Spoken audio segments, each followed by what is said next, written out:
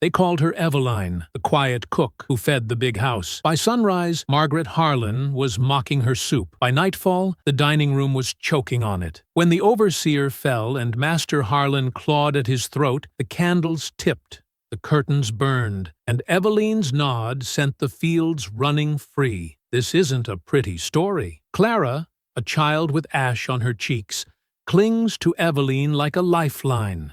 Jonas, hungry for safety, whispers to the men with guns, and Captain Brackett drags Eveline to the scaffold. Certain fear will end with a rope, but Eveline laughs. Every plate, every cup, you'll wonder if I touched it. Was she a monster made by monsters? Or the first taste of justice this land ever swallowed? Choose your answer before your next meal. Before we go any further, comment where in the world you are watching from, and make sure to subscribe, because tomorrow's story is one you don't want to miss.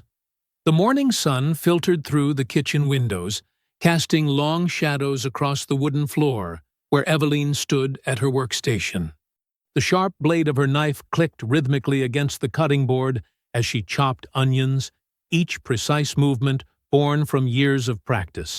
Tears streamed down her face, not from emotion, but from the stinging vapors that rose from the vegetable. The kitchen was already sweltering despite the early hour. Steam rose from multiple pots bubbling on the large cast-iron stove, carrying the aroma of what should have been a perfectly seasoned soup. Eveline had learned her craft over decades, but that meant nothing to the mistress of the house. Margaret Harlan's voice cut through the kitchen like a whip. "This soup is absolutely tasteless," she declared, her refined accent doing nothing to hide the venom in her words. "How many times must I tell you about proper seasoning?" Eveline kept her eyes downcast, her knife never stopping its steady motion. "Yes, mistress," she murmured, the words falling from her lips with practiced ease. "Look at me when I'm speaking to you," Margaret snapped, moving closer to the cooking station. Her expensive dress rustled with each step, the fabric worth more than Eveline would see in a lifetime. Eveline raised her eyes, careful to keep her face neutral despite the rage that burned in her chest. Margaret stood there, her blonde hair perfectly arranged, her face twisted in a familiar expression of disgust.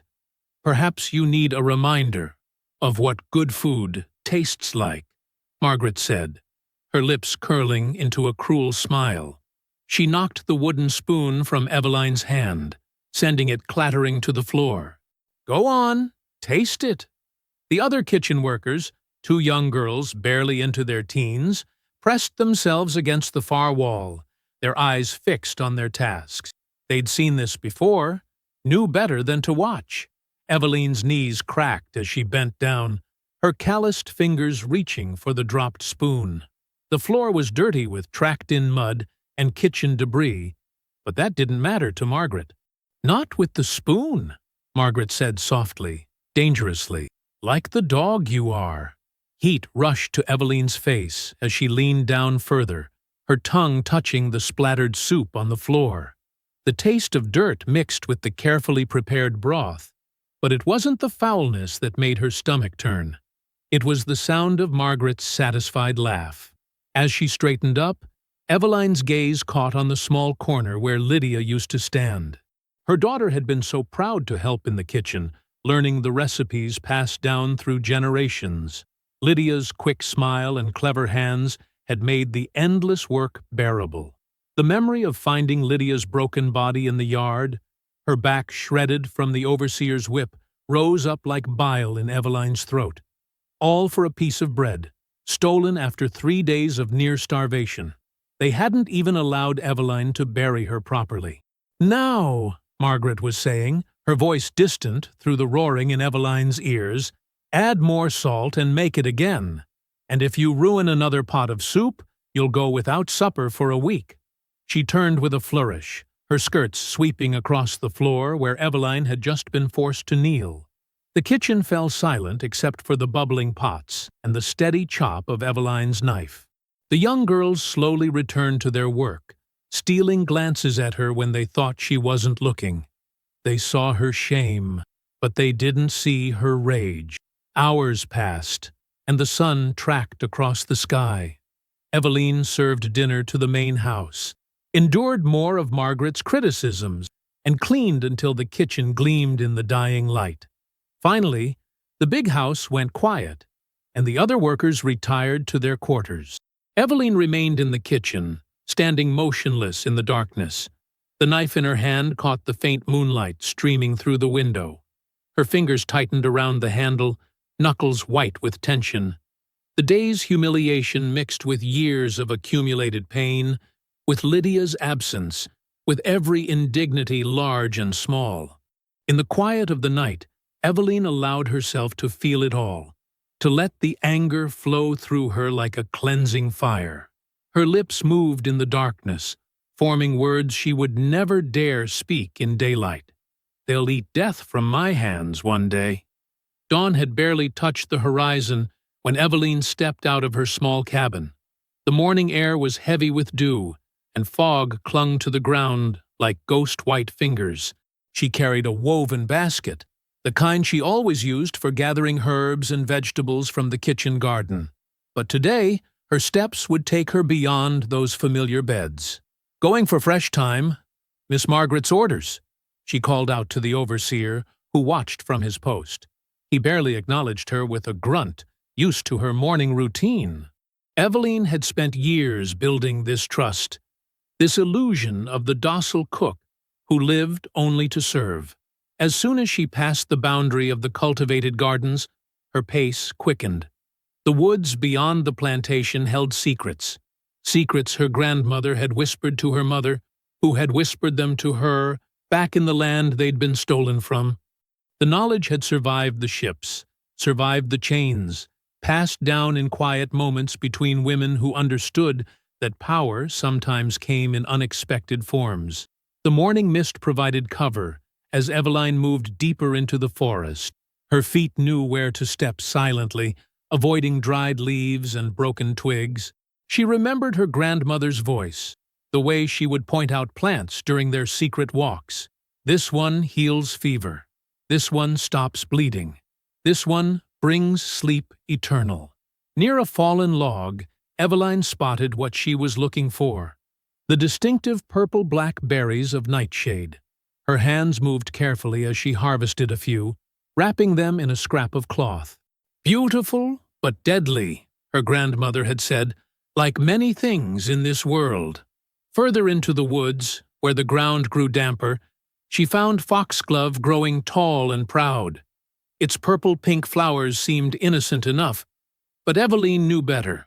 She selected leaves from the bottom of the plant, where they held the strongest poison. Each leaf was carefully wrapped and tucked away. The search for bitter roots took her to a creek bed.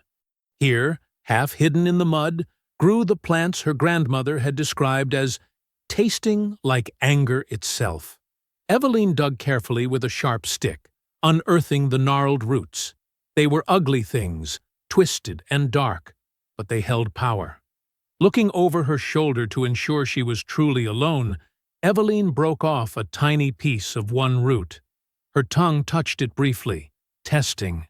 The bitterness exploded in her mouth, so intense she had to spit. Yes, these were the ones her grandmother had spoken of. She wrapped them especially carefully. These would be her test subjects. The cloth pouch, now full of her gathered treasures, disappeared into a hidden pocket she'd sewn into her dress years ago. The weight of it against her thigh felt like a secret weapon, like finally holding something that belonged truly to her. Eveline filled the rest of her basket with the expected herbs: thyme, rosemary, and sage, creating a convincing cover for her morning's true work.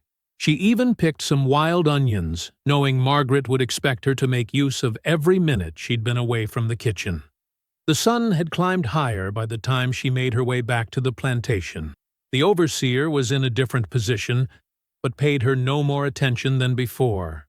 To him, she was just the cook, returning with ingredients for the day's meals. The thought almost made her smile. Back in the kitchen, Eveline went about her usual tasks. She chopped vegetables, kneaded dough, and stirred pots while her mind worked on calculations. The gathered plants were only the beginning. She would need to experiment, to understand their power before she could use them effectively. As evening approached, she prepared the slop for the pigs, a mixture of kitchen scraps and cheap feed. Here was her chance. While the kitchen girls were occupied with cleaning, Eveline slipped a small sliver of the bitter root into one portion of the feed. "Take this to the pigs," she told Sally, one of the younger kitchen girls. "Make sure you give the spotted one his share first. He's the greediest and won't let the others eat otherwise." Eveline watched through the kitchen window as Sally dumped the slop into the pig pen. The spotted pig, true to form, rushed forward to eat first. The other pigs crowded around their own portions, unaware they were watching a test that would change everything. For several minutes, nothing happened. Eveline continued her work, but her eyes kept drifting to the pen. Then, just as the sun was setting, she saw it. The spotted pig staggered, its legs trembling. The animal made a strange sound, halfway between a squeal and a groan, before collapsing in the mud. The other pigs continued eating, oblivious to their companion's distress. Sally, who had returned to her cleaning, hadn't noticed anything amiss. Only Eveline stood witness to the power she now held in her hands. She turned back to the stove, her face illuminated by the cooking flames. The pig wasn't dead. She hadn't used enough root for that. But the message was clear. The plants held the power her grandmother had promised. In her hands, they could become the weapon she needed. The bitter taste lingered on her tongue, but it wasn't unpleasant anymore. It tasted like possibility, like revenge. The grand dining room buzzed with activity as servants polished silver and arranged fresh flowers for the evening's celebration. Eveline stood in her kitchen, watching Margaret fuss over every detail of the upcoming feast. The mistress's silk dress rustled as she circled the room like a predatory bird. "The pheasants must be perfect, Eveline. Judge Carleton and his wife are coming, and I won't have you embarrassing us." Margaret's voice dripped with familiar contempt. She ran her finger along a counter, checking for dust. "And the wine must be properly spiced. You remember how they love it warm with cinnamon." "Yes, mistress," Eveline replied, her eyes downcast.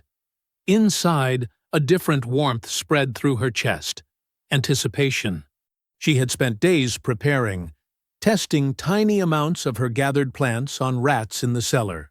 She knew exactly how much to use, how long it would take. The kitchen was her domain, her battlefield.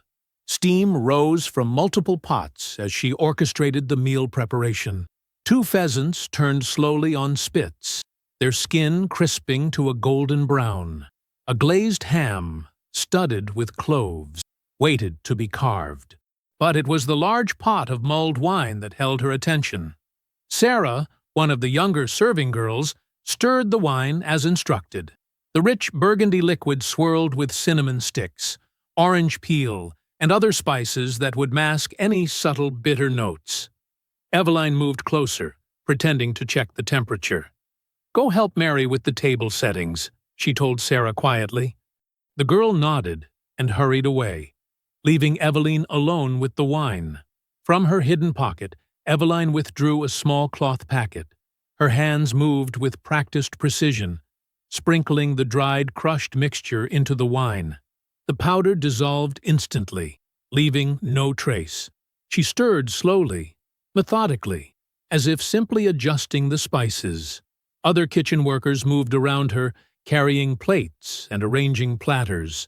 They knew better than to question her methods, but something in the air had changed. Thomas, who would serve the wine, caught her eye briefly. She saw the question there, the tension in his shoulders. She gave him the slightest nod, and understanding passed between them like a current. The sun began to set, painting the kitchen windows orange as carriages arrived.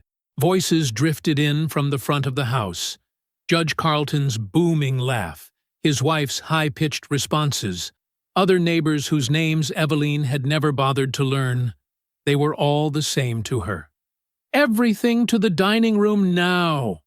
Margaret swept through the kitchen one last time, inspecting each dish. "Eveline, you'll stay here where you belong. I don't want you anywhere near our guests." "Yes, mistress." Eveline's voice remained steady, betraying nothing of the storm building inside her. She watched as the servants carried out her carefully prepared dishes, Thomas following with the wine decanter. Through the kitchen door, she could hear the dinner party beginning. Chairs scraped across wooden floors, conversations merged into a pleasant hum of privilege and power. Master Harlan's voice rose above the others, boasting about his latest business success. Minutes ticked by like hours. Eveline continued her work, wiping counters, checking the remaining food. Every few moments, she glanced at the small clock on the wall. The poison would take time, not too quick to raise immediate alarm, not too slow to allow for rescue. The first sign came as a cough, barely noticeable among the dinner conversation. Then another, louder. The overseer's voice cut off mid-sentence, replaced by a strangled gasp. "Mr. Thompson? Are you quite well?" Judge Carleton's wife asked, her voice carrying clearly to the kitchen. The overseer couldn't respond.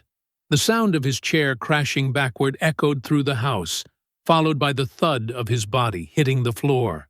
Chaos erupted in waves. Margaret's scream pierced the air, but it quickly turned into desperate choking. Plates shattered as she clawed at the table, trying to stay upright. Master Harlan's voice rose in alarm, calling for help, but his words slurred and broke apart. "What's happening?" "Someone fetch a doctor!" Judge Carleton shouted. Chairs scraped, feet pounded on floors, voices rose in panic. Through it all, Eveline stood motionless in her kitchen. She heard Master Harlan's last coherent words dissolve into violent retching. Margaret's choking became wet, desperate gasps.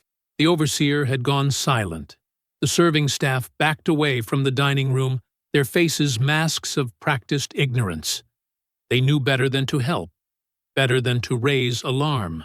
Some slipped quietly out the kitchen door, disappearing into the gathering darkness. Eveline finally moved, walking slowly to the kitchen doorway. She watched as Master Harlan collapsed, his face purple, eyes bulging as he stared directly at her. Recognition flickered in those eyes, understanding coming too late. The dinner guests fled in terror, abandoning their dying hosts. Their carriages would carry news of the tragedy, but by then it would be too late. Everything would be too late. In the distance, a barn door creaked. Eveline had chosen this night carefully. Most of the white overseers were at their own suppers, the night watch not yet begun. Through the window, she saw a shadow move near the barn, where field slaves kept their tools. Isaac would be there, waiting for her signal. Stepping fully into the dining room doorway, Eveline surveyed the scene of destruction. Margaret lay face down in her soup, her fingers still twitching. Master Harlan had slumped sideways, wine spilled across his fine jacket like blood. The overseer sprawled on his back, eyes staring sightlessly at the ceiling. Eveline lifted her chin, pride and power straightening her spine. Through the window, she caught Isaac's eye and gave the subtle nod they had planned. The barn doors burst open with a thunderous crack. Field slaves poured out, their tools, hoes, scythes, and axes, gripped tightly in determined hands.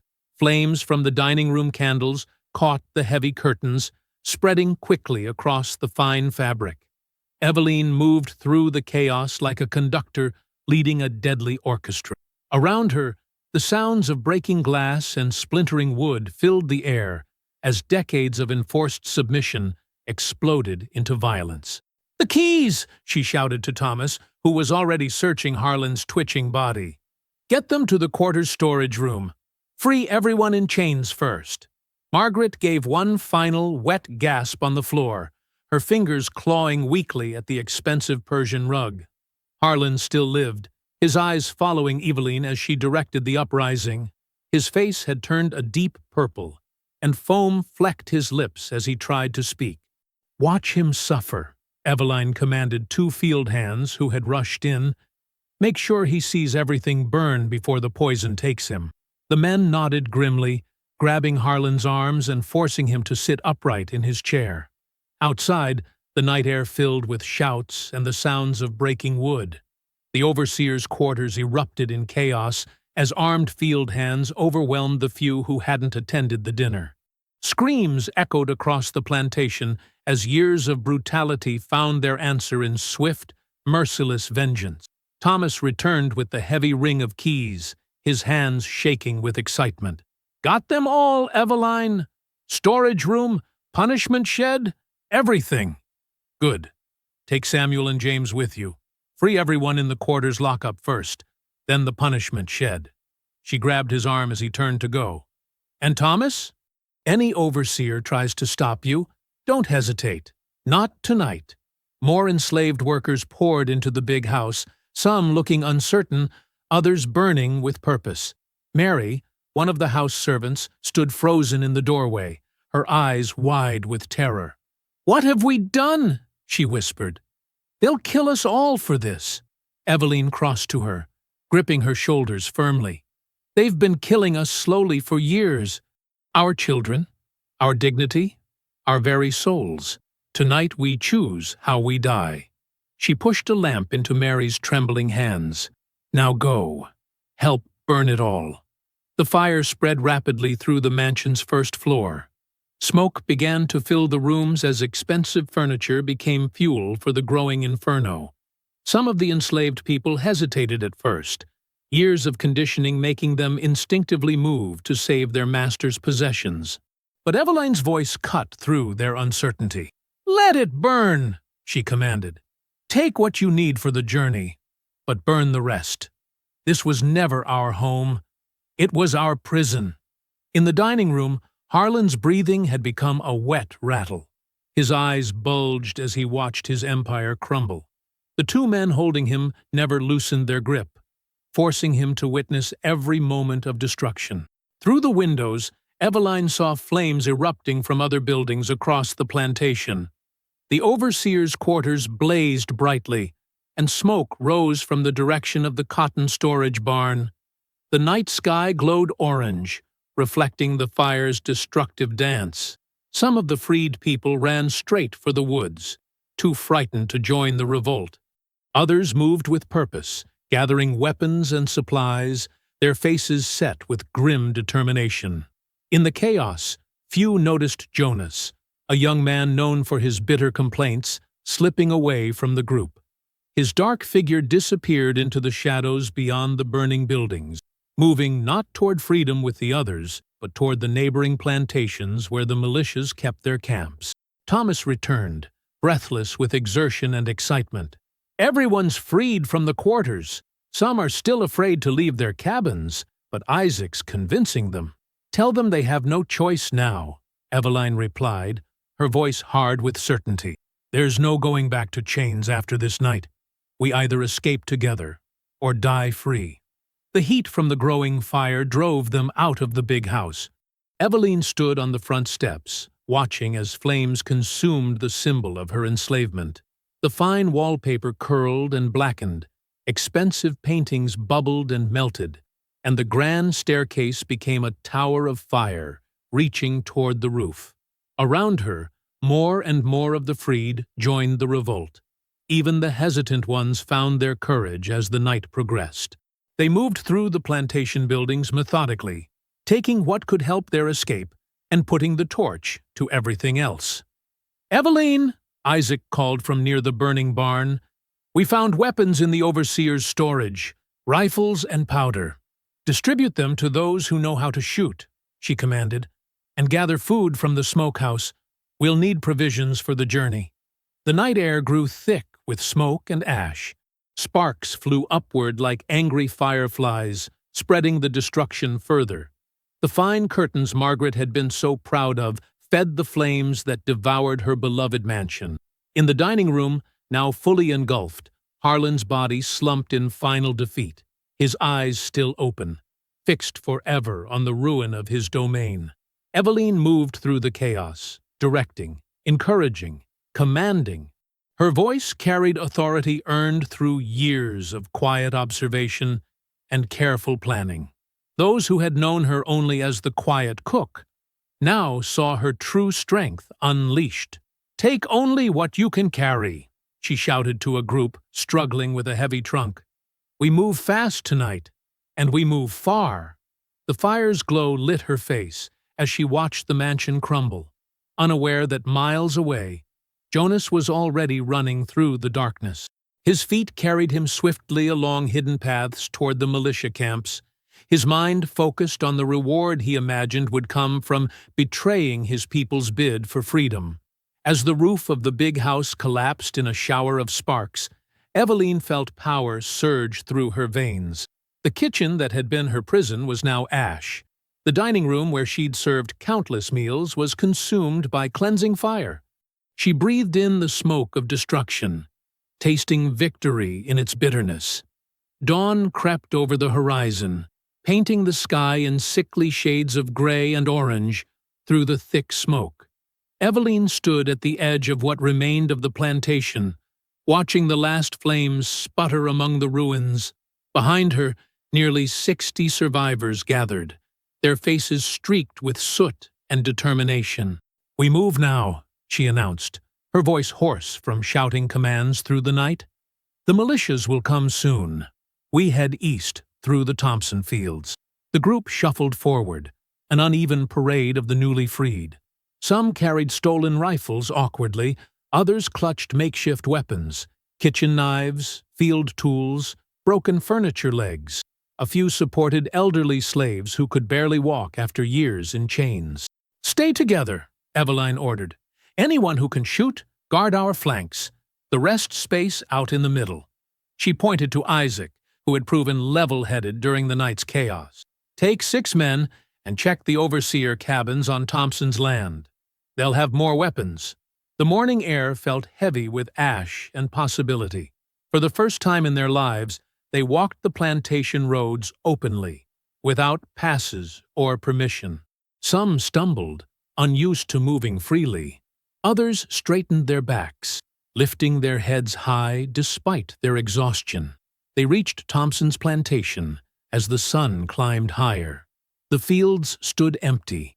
News of the revolt had spread, and the workers had already fled. Isaac's group returned from the overseer cabins carrying more rifles and ammunition. "Found food, too," Isaac reported, distributing the weapons, "and maps in one cabin.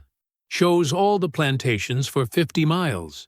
Eveline nodded, but before she could respond, shouts erupted from the main house. A group of their people had broken away, rushing the building with raised weapons. Through the windows, she saw Thompson's family trying to barricade themselves inside. "Stop!"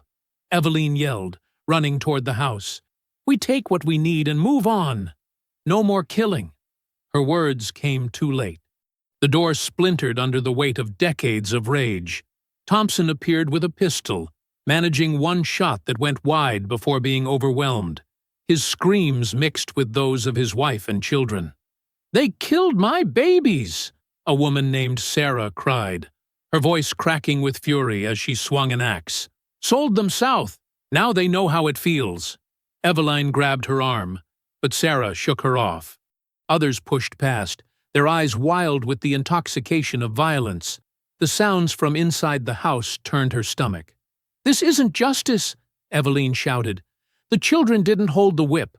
We're better than this." A few listened, backing away with shame on their faces. But others had moved beyond reason, beyond her control. They emerged from the house with blood on their hands and a terrible satisfaction in their eyes. Samuel, one of the older men, touched her shoulder gently. "Can't stop a flood once the dam breaks, Eveline. Too many years of pain." They moved on, their numbers growing as more enslaved people joined them from neighboring farms. Some came willingly, inspired by the sight of armed free people. Others were given no choice, pulled along by the tide of revolt. By midday, smoke rose from 3 more plantations. Each time, Eveline tried to direct the violence, to channel it toward their survival rather than blind revenge. Sometimes she succeeded, organizing groups to gather supplies, positioning guards, planning their route. But increasingly, the freed people acted on their own, paying no heed to her calls for restraint. At the Miller plantation, she managed to save the overseer's wife and daughter, hiding them in a root cellar while the main house burned. But at the next farm, she found small bodies in the slave quarters, the owner's children killed in their beds.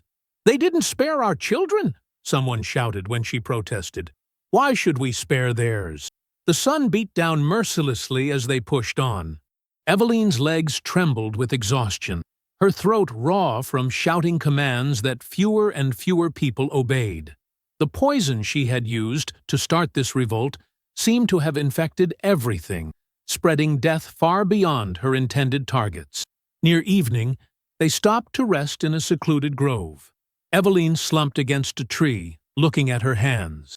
They were stained dark, from the food she'd prepared, from helping the wounded, from trying to pull people away from their bloody revenge. The stains seemed to mock her attempts at control. A young girl approached, offering her a water skin. Eveline recognized her from Thompson's plantation, one of the house servants. The girl's dress was spattered with blood that wasn't her own. "You did right," the girl said softly. "They deserved to die, all of them." Eveline shook her head, her voice barely a whisper. "No, not all. We've become what we hated." Around her, the camp buzzed with a terrible energy. People spoke of moving on to the next plantation, their eyes bright with destructive purpose. Some cleaned weapons, while others argued about which direction to take. No one looked to her for guidance anymore. The revolt had taken on a life of its own, like a fire that jumps from tree to tree, caring nothing for what it destroys. Eveline had wanted freedom, had planned for justice, but she had unleashed something far darker. The poison she had used so carefully now seemed crude, compared to the poison of vengeance that had infected their hearts. Her hands shook as she accepted the water skin, and when she tried to stand, her legs gave way. She slid down against the tree trunk, overcome by the weight of what she had started, but could no longer control. The sound of another distant fire starting reached her ears as darkness crept into the edges of her vision. 2 days of hard walking brought them to the edge of Cypress Swamp. The water stretched dark and still between ancient trees draped with Spanish moss. Most of their pursuers wouldn't dare follow them here. The swamp was a maze of deep pools and sticky mud that could swallow a horse whole. "Watch where I step," Eveline called out, leading the way through the muck. "Stay on the high ground." She picked her path carefully, testing each spot with a long stick before putting her weight down. Behind her, nearly 40 people followed in single file. Many had dropped away during their flight, either caught by the militias or striking out on their own. Those who remained were the strongest, the most desperate, or simply the ones with nowhere else to go. They found solid ground on a raised area surrounded by cypress trees. The spot was hidden from view by thick vegetation, yet high enough to stay dry. More importantly, several freshwater springs bubbled up nearby, promising clean drinking water. "We make camp here," Eveline announced. "Isaac, organize hunting parties. Sarah, we need shelters before nightfall." People moved with purpose, falling into tasks they'd done countless times before. Only now they worked for themselves. Some gathered cypress branches and palm fronds for lean-tos.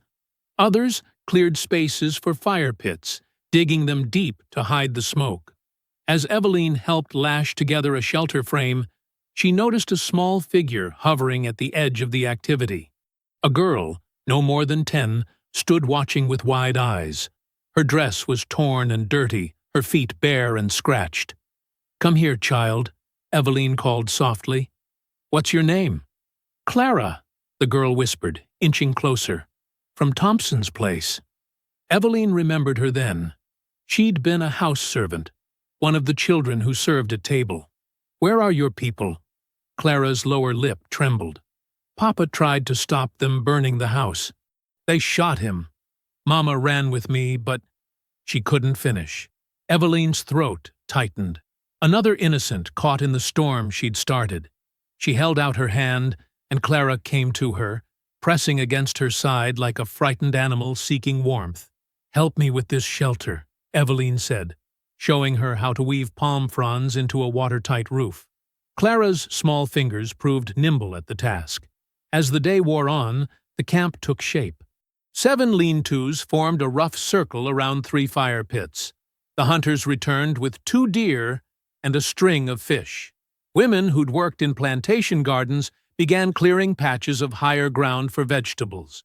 "Look what we found!" a young man called out, holding up wild yam roots. "And there's blackberries growing thick near the springs." Someone started humming while they worked, a low, careful sound at first. Then another voice joined in, and another. Soon the old songs filled the air, no longer whispered, but sung full-throated to the sky. Songs of home, of freedom, of triumph over sorrow. Clara stayed close to Eveline through it all, helping where she could, watching everything with solemn eyes. When Eveline showed her how to clean fish for cooking, the girl's quick understanding reminded her sharply of Lydia. "You do this just like my mama did," Clara said, scaling a perch carefully. "Your mama taught you well," Eveline replied, but Clara shook her head. "Not her. You're my mama now." She said it simply, as if stating an obvious truth. Eveline's hands stilled on the fish. She looked at the child, thin, tired, but unbroken. Something tight in her chest began to loosen. As evening approached, the camp settled into a rhythm that felt almost normal. Women cooked at the fire pits, the smell of roasting meat and fish drawing people together. Men took turns at watch posts, but their hands stayed relaxed on their weapons. Some of the younger ones had found instruments: a battered fiddle, a hand drum, a jaw harp saved from the plantations. Music mixed with the singing, and a few people even danced, their bare feet stamping joy into the swamp earth. "Never heard singing so sweet," an old man said, nodding his head to the rhythm. "Sound carries different when it's free." Eveline sat by the central fire, watching it all. Clara had helped serve food to everyone, just as she'd done in the big house. But now she did it with a straight back and a smile. When she finished, she brought 2 plates to where Eveline sat. "Eat, Mama," she said, settling down beside her. "I saved the best pieces for you." The food was simple: roasted venison, fish, wild yams, but it tasted better than any feast she'd ever cooked for the masters. No one had forced its preparation. No one had demanded to be served first. They ate as equals, sharing what they had. Around the fire, people talked of the future. Some wanted to push north toward freedom. Others spoke of building a permanent settlement deep in the swamp. A few still burned with thoughts of revenge, but their voices seemed muted here, softened by the peace of the evening. Clara curled against Eveline's side, her small body warm and trusting. The fire painted shadows on her face that made her look older, wiser. She hummed along with the songs, her voice clear and unafraid, looking around at her people, for they were her people now, bound by more than shared chains.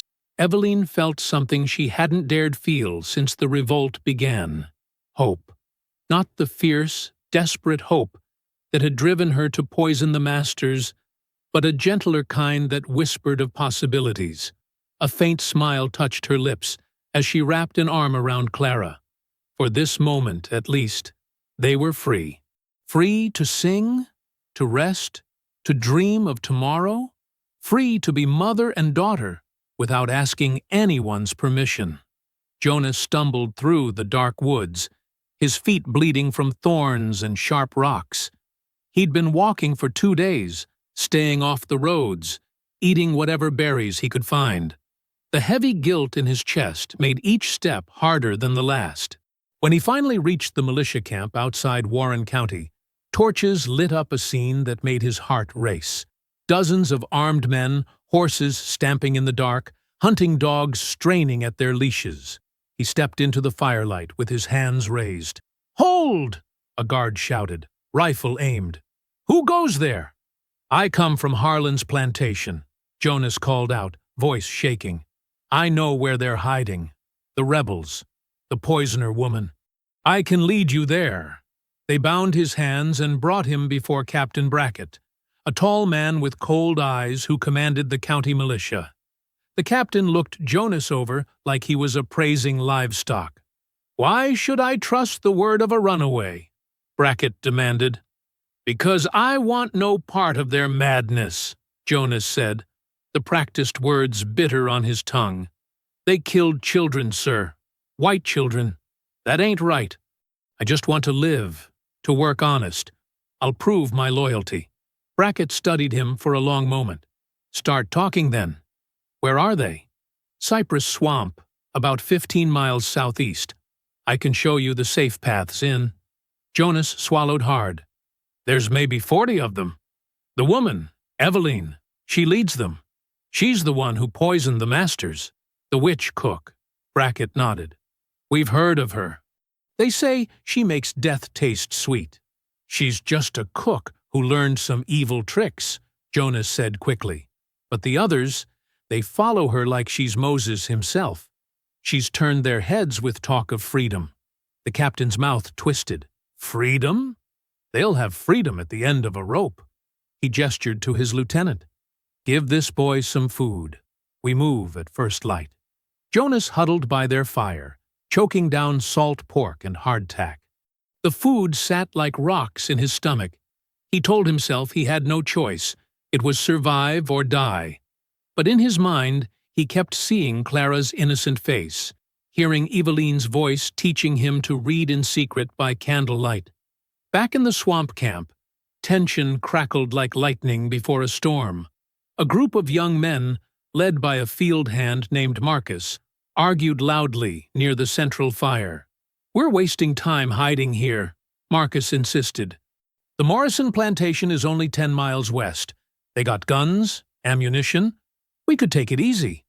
"And bring death down on us all," Eveline cut in, her voice sharp. "You think they won't notice another plantation burning? We barely escaped the last time." "We're stronger now," Marcus shot back. "We got weapons. We know how to fight." "You know how to die," Eveline snapped. "I've seen enough blood. We need to build here, grow food, stay hidden until—" "Until what? Until they hunt us down like animals?" Marcus stepped closer, towering over her. "You started this revolt, Eveline. Don't tell us to be peaceful now." Other voices joined in, some supporting Marcus, others backing Eveline. The argument grew heated, hands straying toward weapons. Clara pressed closer to Eveline's side, trembling. Suddenly, Isaac burst into the firelight, panting hard. He'd been on scout duty at the swamp's edge. "Dogs!" he gasped out. "Coming through the marsh. Torches, dozens of them. Militia's coming." The camp exploded into motion. People grabbed what they could carry. Weapons, food, blankets. Parents snatched up children. The singing that had filled the air minutes before turned to frightened whispers and crying. "How did they find us?" someone wailed. "Who told them?" Eveline's mind raced. They needed to split up. Smaller groups would be harder to track. But which way? The swamp was treacherous in daylight, deadly at night. "Everyone listen," she commanded, her voice cutting through the panic. "Groups of no more than 5. Head north and east if you can. The swamp's deepest there. Dogs can't follow through water." She gripped Clara's small hand tight. The girl's fingers were cold with fear, but she stood straight, just as Eveline had taught her. "Isaac, take the strongest fighters. Hold them off long enough for the others to get away." Eveline touched his arm. "But don't die for nothing. Promise me." Isaac nodded grimly. He gathered a handful of men, positioning them in the darkness between the trees. The baying of dogs grew closer.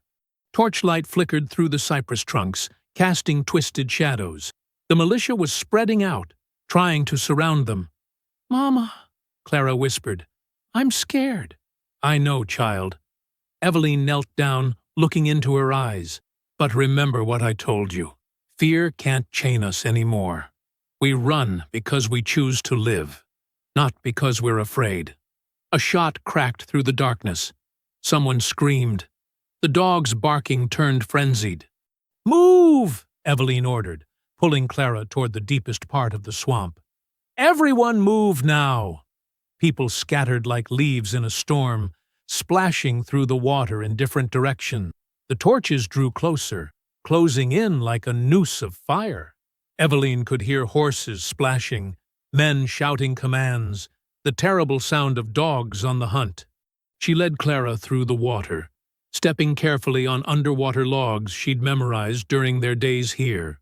The girl moved silently beside her, trusting her completely. Behind them, more shots rang out, Isaac and the others buying time with their lives. The torchlight painted the Spanish moss blood red. Eveline's heart pounded as the circle of fire drew tighter, closer, hunger for their freedom burning bright in the dark swamp night. Dawn crept over the swamp like a funeral shroud. The first light filtered through Spanish moss, casting pale fingers across the rebel camp where exhausted survivors huddled in small groups. They'd been running all night, trying to stay ahead of the militia, but the dogs always found their trail. The morning silence shattered with the crack of rifles. Bullets splintered tree trunks and kicked up mud. Dogs burst through the underbrush, their savage barking mixing with screams of terror and rage. "Get down!" Eveline pulled Clara behind a fallen cypress log. All around them, chaos erupted. Isaac and his fighters rushed to meet the attack, wielding axes and knives against rifles and pistols. The uneven fight turned the swamp water red. Marcus, who'd argued for more weapons just hours before, fell first, a bullet through his chest. He died with bitter vindication in his eyes. Others tried to flee, but found militia troops closing in from all sides. Captain Brackett had surrounded them in the night, guided by Jonas's betrayal. "This way." Eveline grabbed Clara's hand, pulling her through the marsh. They splashed through knee-deep water, ducking under low branches. Behind them, the sounds of fighting grew worse. More gunshots, more screaming, the sickening thud of bodies hitting water. A militia soldier emerged from behind a tree, rifle raised. Eveline shoved Clara aside just as he fired. The bullet grazed Eveline's shoulder, spinning her around. She stumbled, but kept her feet, pushing Clara ahead. "Run, child! Don't stop!" Clara hesitated, tears streaming down her face. "Mama, no! Run!" The girl finally turned and fled into the cypress trees. Eveline watched her disappear into the shadows, praying she'd find safety. Then rough hands seized her from behind. "Got the witch!" a soldier shouted. Two more rushed to help him as Eveline fought like a wild creature, kicking and clawing. She managed to sink her teeth into one man's arm before a rifle butt cracked across her temple.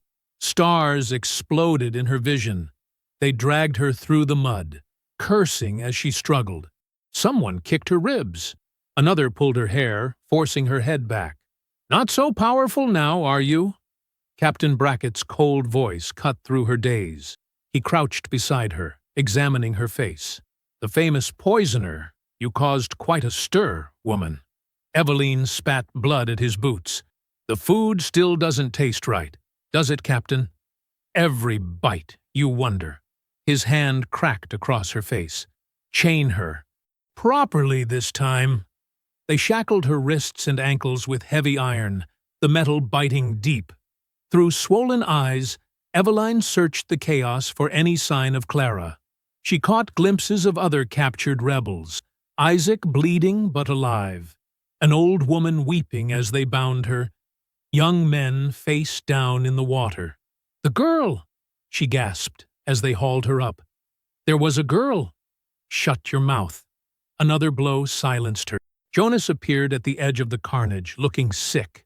His eyes met Eveline's for a brief moment before dropping away in shame. She didn't waste breath cursing him. His punishment would come from living with what he'd done. They dragged her through what remained of the camp. Fires had caught in the lean-tos, sending greasy smoke into the dawn sky. The vegetable gardens they'd planted lay trampled. Their brief taste of freedom ended in mud and blood. Some rebels still fought, refusing to be taken. A young woman Eveline had taught to read used a kitchen knife to slash a soldier's throat before bullets cut her down. An old man charged the militia with nothing but his bare hands, choosing a quick death over returning to chains. "Load the survivors in the wagons," Brackett ordered. "Any that resist, shoot them. We'll make examples of the rest." They threw Eveline into a wagon bed already crowded with wounded captives. The rough wood scraped her face. Her shoulder throbbed where the bullet had grazed her. Every breath sent knives through her ribs. But she was alive. And somewhere in the swamp, Clara was alive too. The girl was smart and quick. She'd find help among the hidden networks of free blacks and sympathetic whites. Eveline clung to that hope as the wagon lurched into motion. The sun climbed higher, burning away the morning mist. Eveline managed to push herself up enough to look back at the swamp. Smoke rose from their ruined sanctuary, marking its location like a funeral pyre. The cypress trees that had sheltered them now seemed to bow their heads in mourning. She thought of the meals they'd shared there, the songs sung around the fires, the children playing without fear for the first time in their lives. Such a brief taste of freedom. But they'd had it. No one could take that memory from them. The wagon rolled on toward town, every bump sending fresh pain through her beaten body. Other captives wept quietly, or stared in shocked silence. A few prayed. Eveline did none of these things. She kept her eyes fixed on the rising smoke until it disappeared behind the trees, memorizing everything. Someone had to remember. Someone had to survive to tell the story. The heavy chains dug into her flesh, but she barely felt them anymore. She'd carried harder weights in her heart for years. They could bind her body again, but her mind remained free. And as long as Clara lived, as long as any of them survived to remember, the spirit of revolt would live too. The morning sun climbed higher, promising another scorching day. The wagon creaked and swayed. Eveline's blood dried black on her skin, but her eyes remained clear and steady, focused on the horizon ahead. The iron door clanged shut behind Eveline, echoing through the dank stone corridors of the county jail.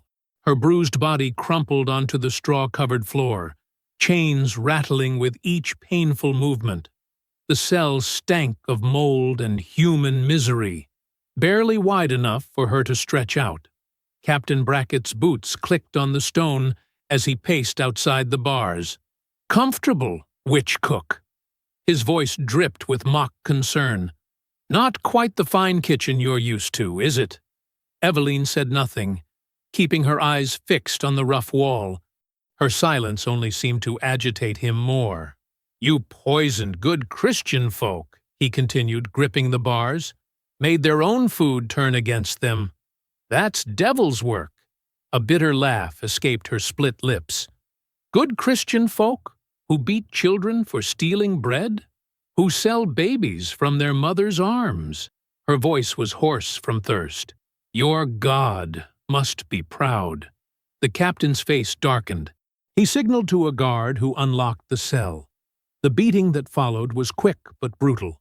Kicks to her already bruised ribs, a club across her shoulders. Eveline curled into herself, protecting her vital organs as her grandmother had taught her. The pain was familiar. She'd felt worse. "Learn some respect before the trial," Brackett spat. "Though it won't change the outcome." His boots echoed down the corridor as he left. Eveline lay still until the guard's footsteps faded too. Only then did she allow herself a soft groan as she shifted position. The stone floor was cold against her cheek. Her whole body throbbed in time with her heartbeat.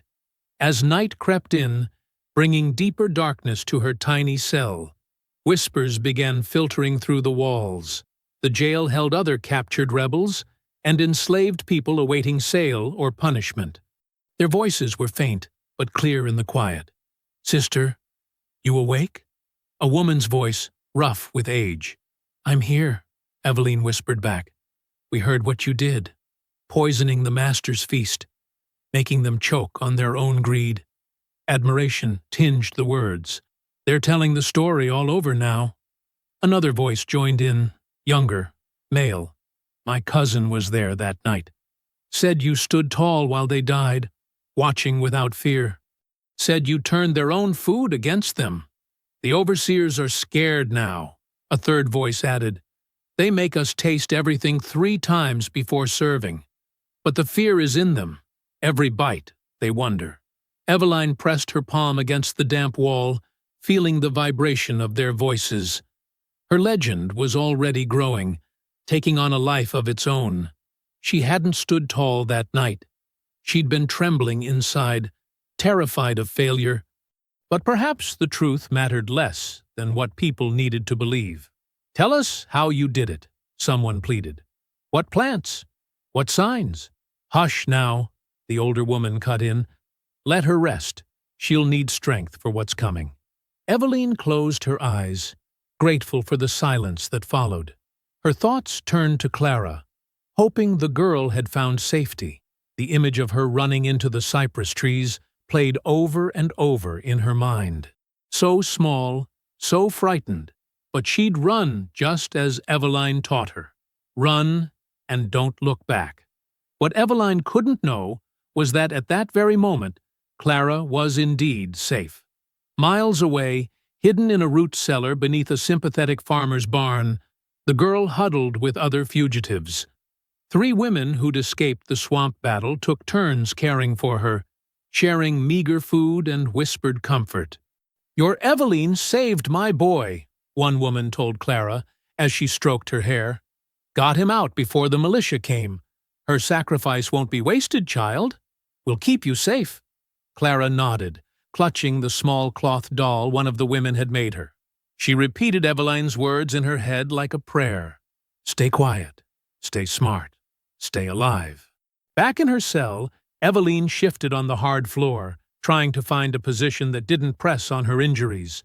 The night air grew colder, seeping through her thin dress. Somewhere in the jail, someone was softly humming a spiritual. The melody wound through the darkness like smoke. More whispers came. "They say you learned the poisons in Africa.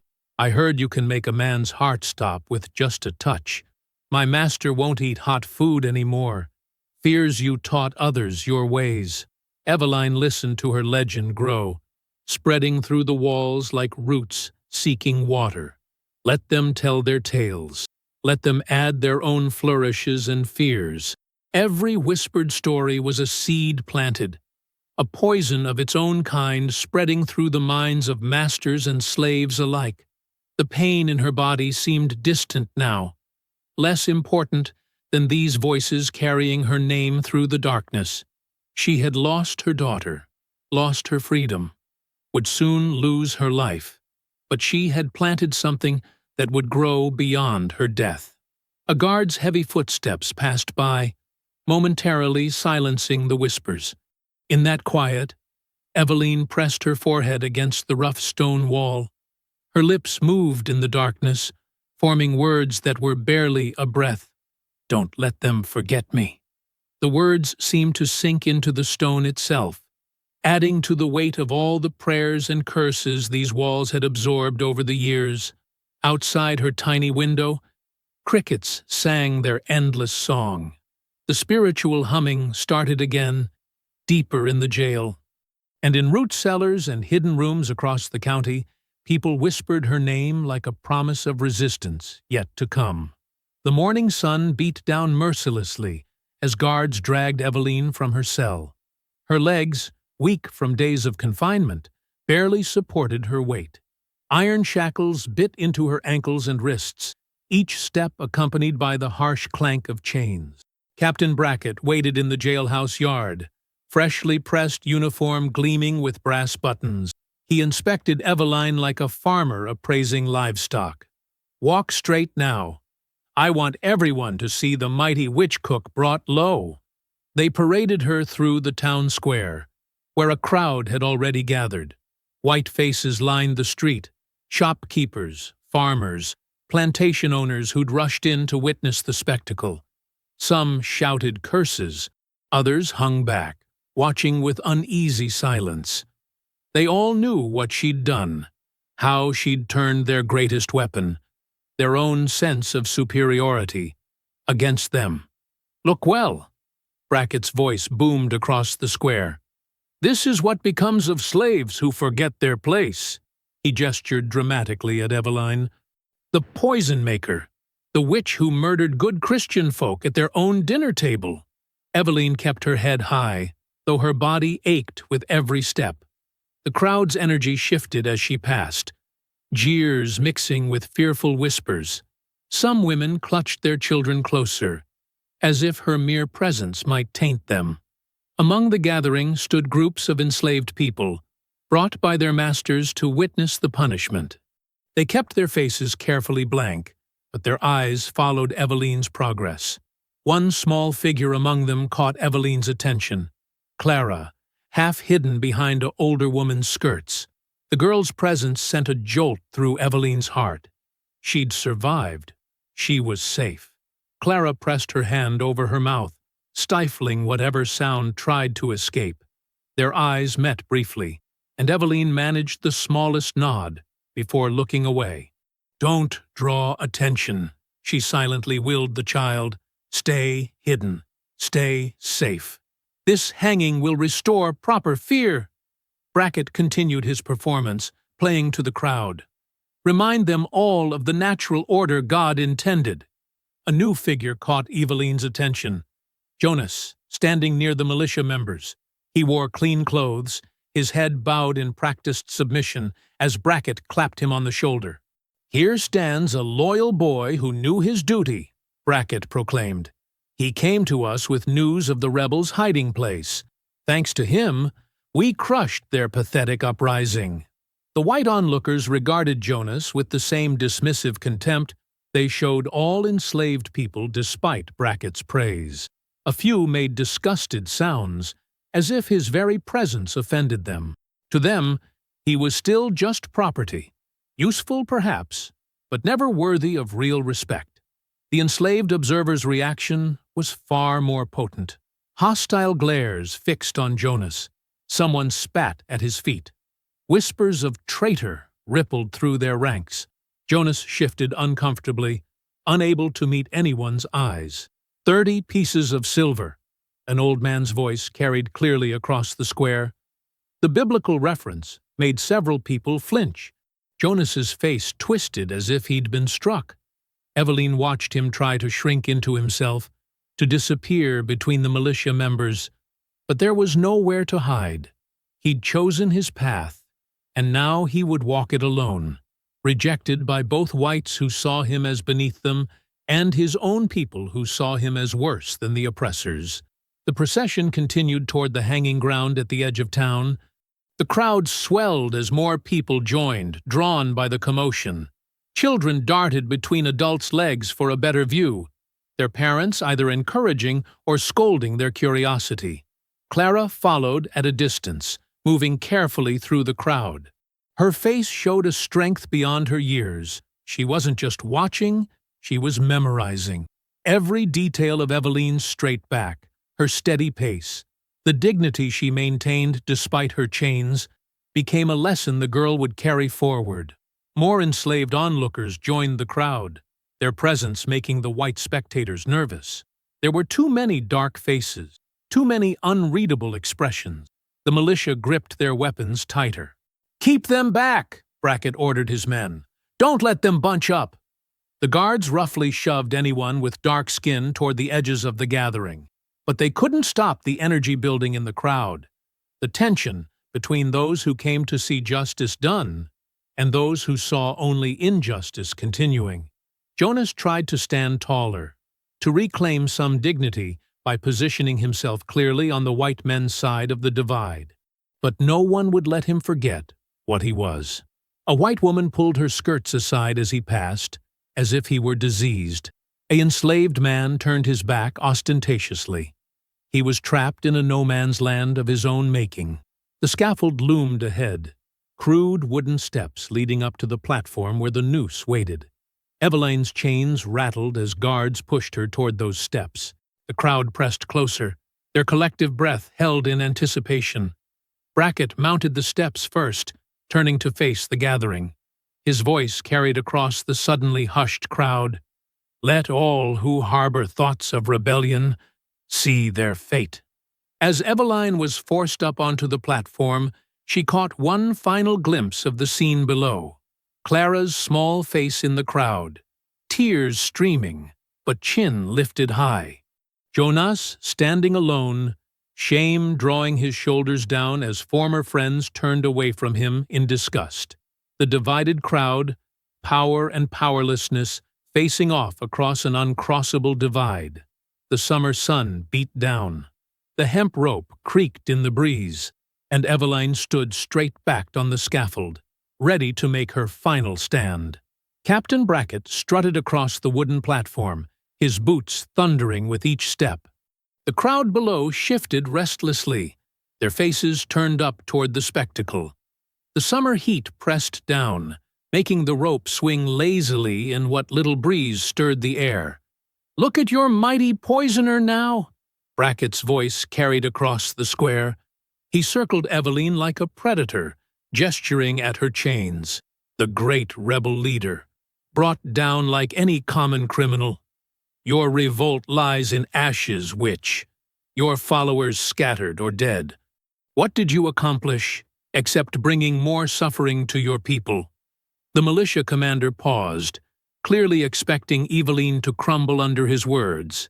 Perhaps he imagined tears, pleas for mercy, the satisfaction of seeing her spirit finally break. Instead, something unexpected happened. Eveline laughed. The sound started low, almost under her breath, then grew louder. It wasn't the desperate laugh of someone facing death, or the hysterical sound of a mind snapped by fear.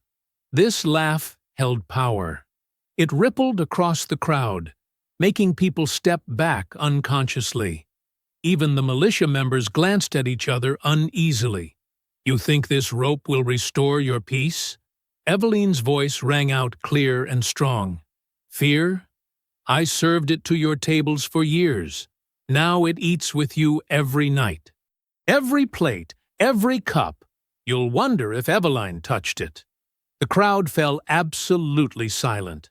White faces paled as her words sank in. How many of them employed enslaved cooks? How many had ever considered the power they handed over with each meal? "Every time you sit down to eat," Eveline continued, her chains rattling as she stepped forward, "you'll remember me. Every bite will taste of doubt. Every sip will make you wonder, is this the day your cook decided enough was enough?" Women in the crowd clutched their throats.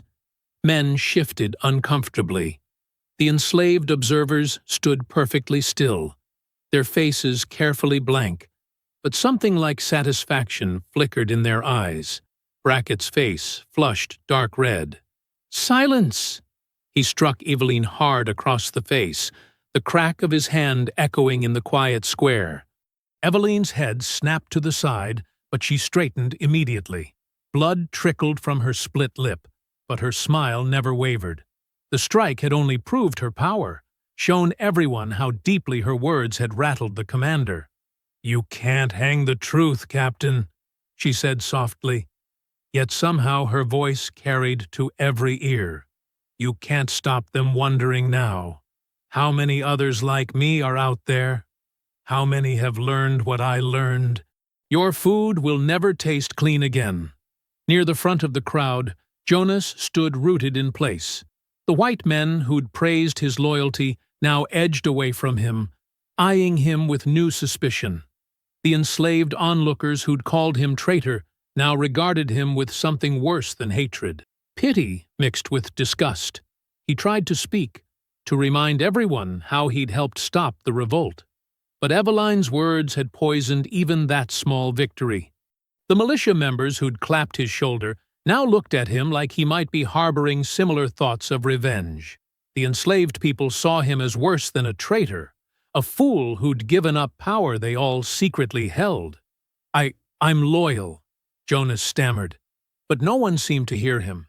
He was becoming invisible, fading into a space between two worlds where no one would ever trust or welcome him again.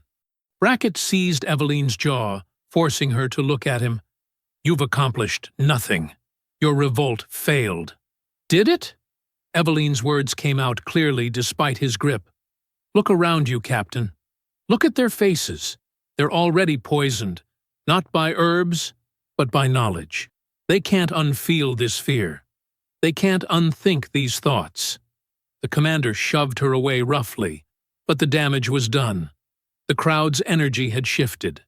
White faces showed naked fear now, glancing at their enslaved servants with new unease. Those same servants stood straighter, something dangerous flickering behind their carefully controlled expressions. Clara, still hidden in the crowd, mouthed Eveline's words silently to herself, burning them into memory.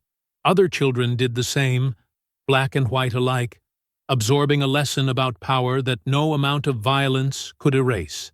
"The rope!" Brackett shouted to the hangman. "Shut her mouth for good."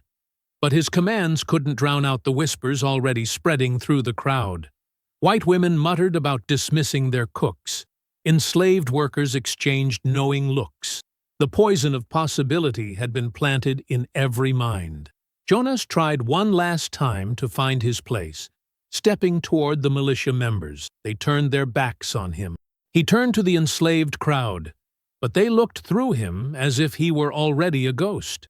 He was alone in a way that mere isolation couldn't match. A man who'd thrown away the only real power his people had ever held. The hangman approached with the rope. Eveline stood calmly, head high, that same unsettling smile playing around her bloodied lips. She had done what the revolt alone could not, planted a seed of fear that would grow in the minds of the powerful, season after season, harvest after harvest. The summer breeze carried the scent of magnolias and fresh-cut grass. Somewhere in the crowd, a baby cried. The rope creaked as the hangman tested its strength, and Eveline closed her eyes, smile never fading, knowing her final recipe would keep poisoning minds long after her body was dust. The trapdoor creaked open.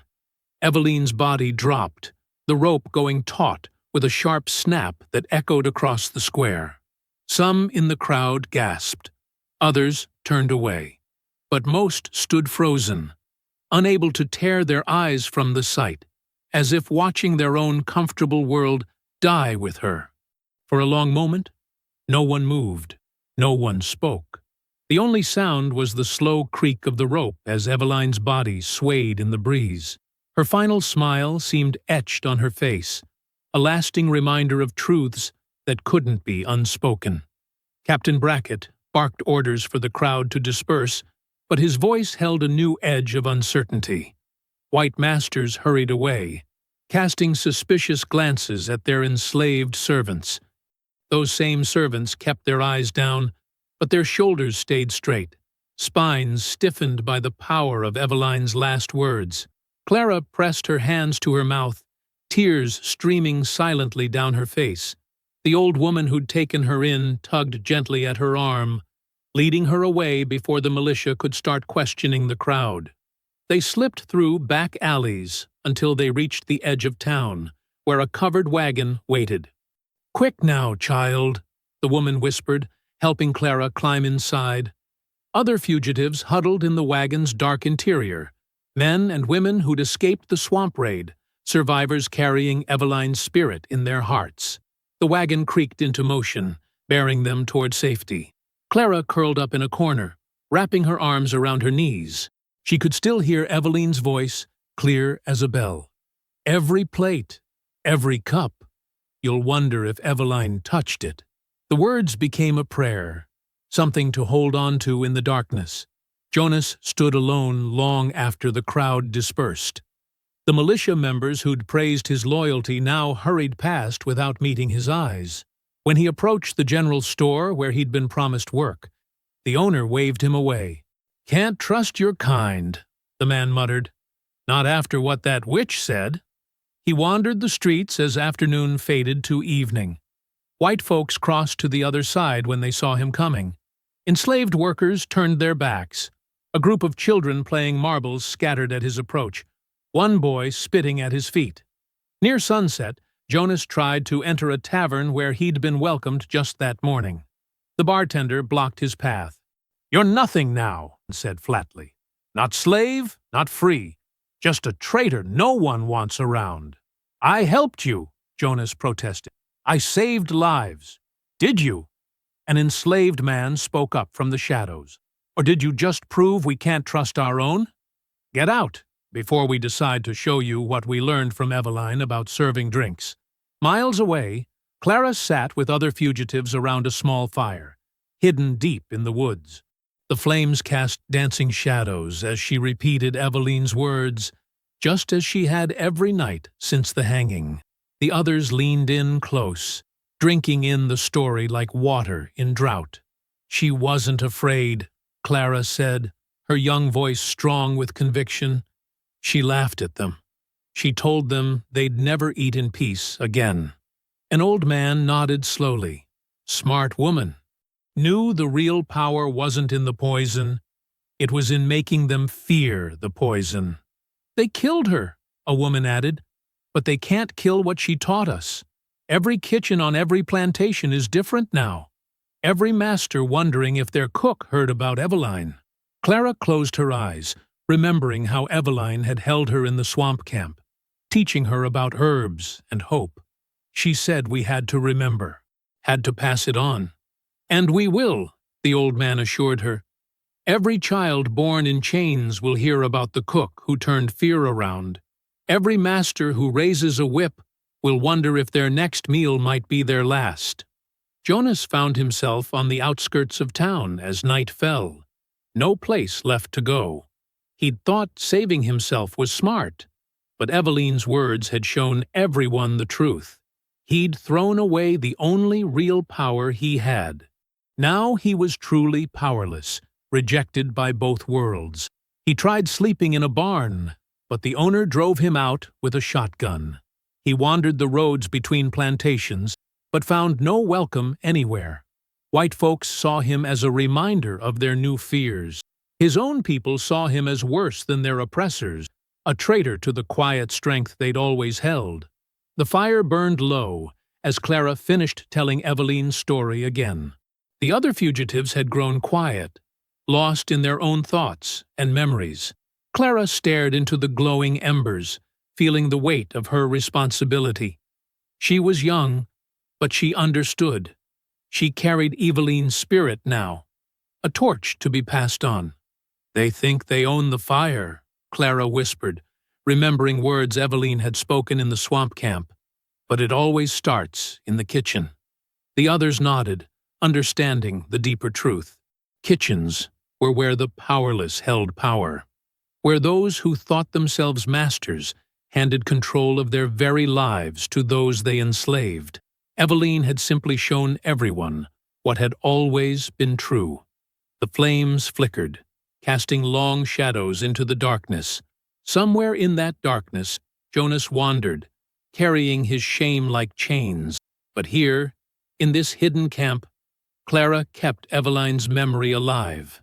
Each retelling of her story sparked new flames of resistance in hearts and minds. The legend would live on, passed from mouth to mouth, kitchen to kitchen, generation to generation.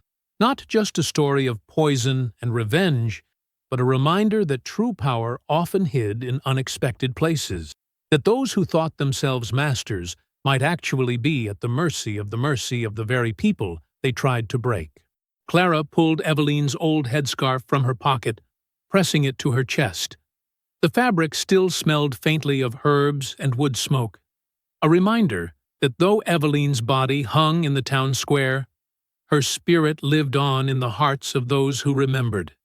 In every kitchen, in every whispered story, in every meal served by hands that could heal or harm. I hope you enjoyed that story. Please like the video and subscribe so that you do not miss out on the next one. In the meantime, I have handpicked 2 stories for you that I think you will enjoy. Have a great day.